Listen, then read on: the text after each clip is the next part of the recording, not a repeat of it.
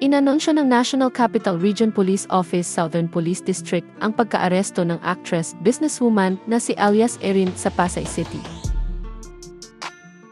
Bagamat hindi direktang pinangalanan ang aktres, ibinalita ng Southern Police District sa pamamagitan ng kanilang Facebook page nitong Martes, November 26, na nangyari ang pag-aresto kay Alias Erin sa basement ng isang convention center sa Pasay City.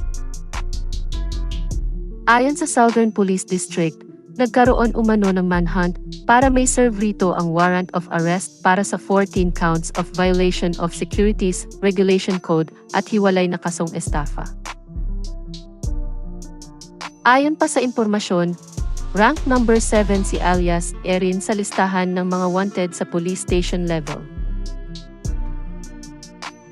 Nakasaad din sa post ng Southern Police District na aabot ng 1,764,000 pesos ang buong halaga ng piyansa para sa paglabag sa Securities Regulation Code at walang nakasaad na piyansa para sa kasong estafa. Samantala, makikita sa edit history ng Facebook post ng Southern Police District na pinalitan ang alias name ng aktres na inaresto sa Pasay City.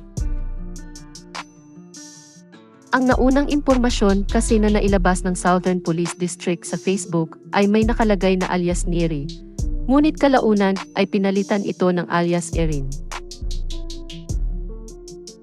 Lumabas ang impormasyon mula sa National Capital Region Police Office Southern Police District isang araw matapos may ulat sa online news sites ang pagkaaresto umano sa dating aktres na si Neri Naig, na asawa ng bokalista ng parokya ni Edgar na si Chito Miranda.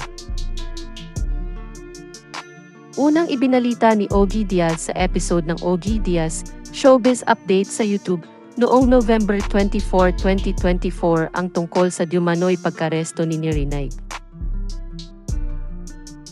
Ayon kay Ogie, may nagpadala raw sa kanya ng impormasyong dinakip umano ng mga pulis mula sa Pasay City si Neri noong November 23 dahil daw sa kasong paglabag sa Section 28 ng Republic Act 8799.